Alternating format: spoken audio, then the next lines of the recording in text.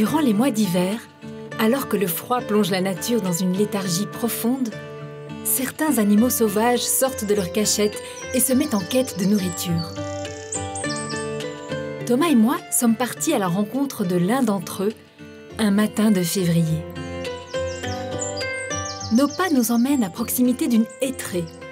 Jumelles et téléobjectifs en main, nous scrutons les branchages.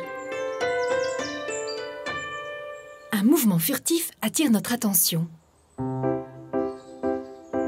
Caché dans le creux d'un tronc, le lutin des bois nous observe.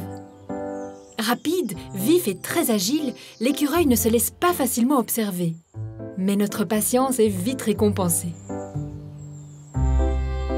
Le coquin réapparaît, oubliant un instant notre présence, tout occupé qu'il est à grignoter quelques fruits secs.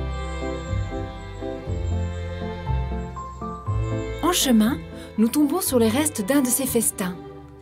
Des cônes d'épicéa qu'il a décortiqués pour y trouver les petites graines dont il raffole. Mais l'écureuil est aussi friand de noisettes et de noix, des fruits qu'il vient volontiers chercher dans notre jardin. En témoignent ces coquilles vides trouvées au pied de nos noyers.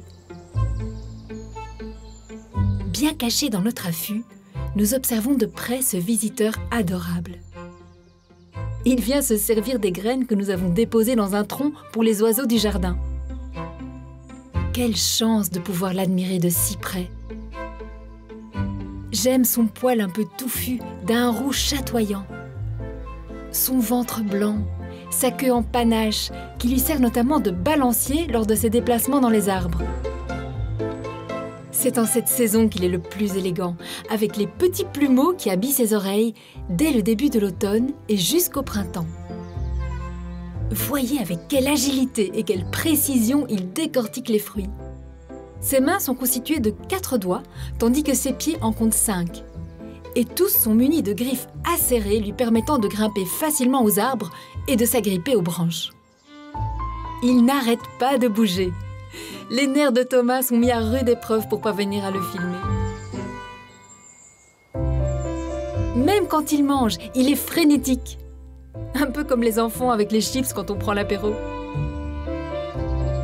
Il existe des mangeoires adaptés à l'écureuil. N'hésitez pas à en installer chez vous afin d'attirer ce petit rongeur arboricole, décidément bien sympathique. Ou bien partez à sa rencontre en forêt.